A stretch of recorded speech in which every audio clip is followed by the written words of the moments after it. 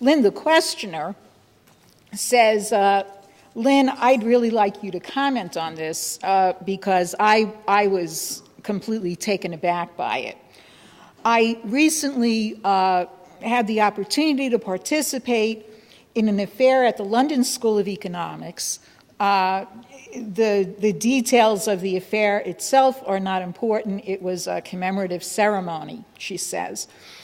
I happened to be sitting at the table with some officials from the British Finance Ministry. And during the course of our conversation, the issue of Glass-Steagall came up.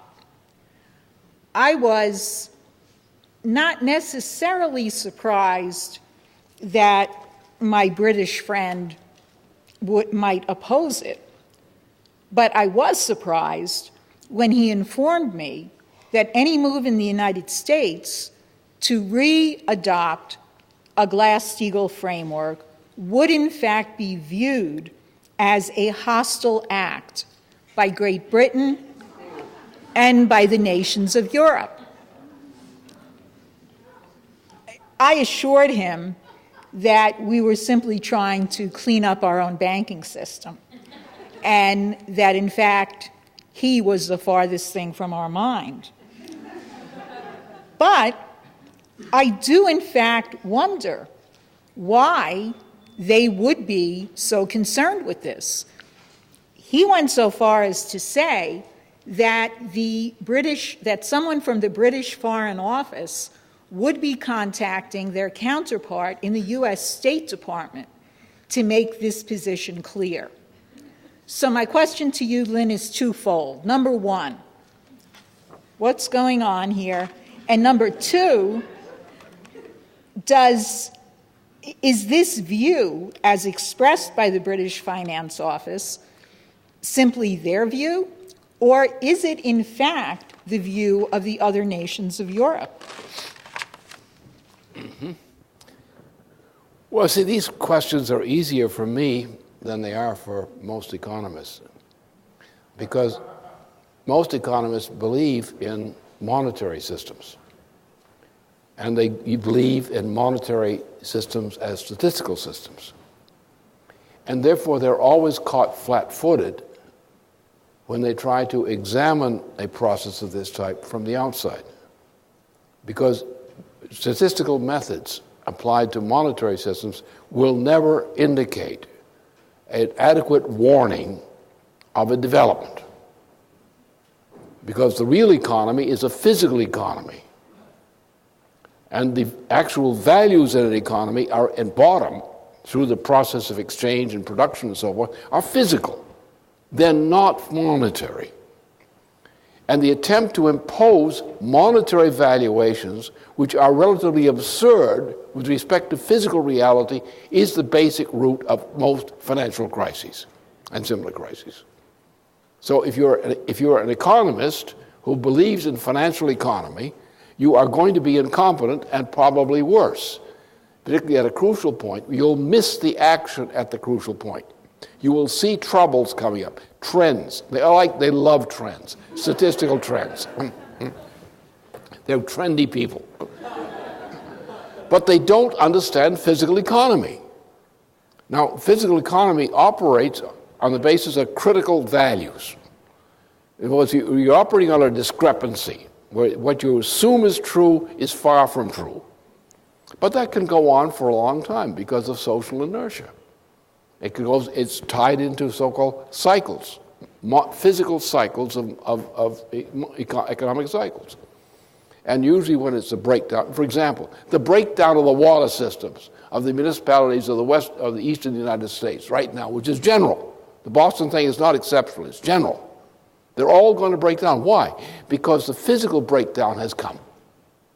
They've reached to a point of a coincidence of physical breakdown of the basic water systems of the municipalities of the United States, especially on the East Coast. So that's a crisis. You have industries disappear. That's a crisis through bankruptcy. Your labor force is no longer educated, so it's stupid. So you can't produce. because you have stupid people who are not capable of producing. School systems break down. First, they break down because of the bad teaching, the bad classroom organization, the textbooks, and so on. But sooner or later, the physical reality of stupidity as a form of education, mass education, affects the economy physically. That's the way things happen. You have to look at the physical consequences of trends which seem to be monetary trends and understand them as in physical terms in order to how the breaking points in crisis reach economies. And I've been forecasting since 1956, and I've never made a mistake in my forecasts. Nearly everybody else has, all the time. Why? Because they depend upon monetary statistics and trend lines of that sort. And economies don't work that way. They may seem to work that way because monetary systems, like games, seem to play. You're playing Monopoly in the closet. As long as you're playing Monopoly, you're in fine shape. Your game can go on in fashion. But the minute you order the food sent in, then you run into a problem because you need real money. And that's the way things work. So we've come to that kind of situation. The system as a whole, the British system, which has been gone on inertia. You see, they believe this. They tell each other they believe. They have agreements like organized crime. You try to change the system, will kill you. That sort of thing. That's why many people in the major banking system, financial systems of the United States are heavily dominated by organized crime. In many respects, you cannot differentiate between the major financial systems of the United States and organized crime. Now, what happens when somebody in organized crime or working with organized crime does something that upsets organized crime? Bang! Down the elevator shaft with no elevator.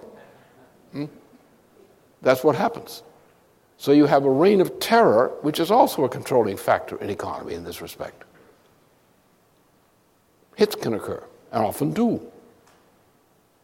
So that's the nature of the problem. The problem here is you have to understand physical economy and understand that physical economy defines the boundary conditions within which monetary systems operate.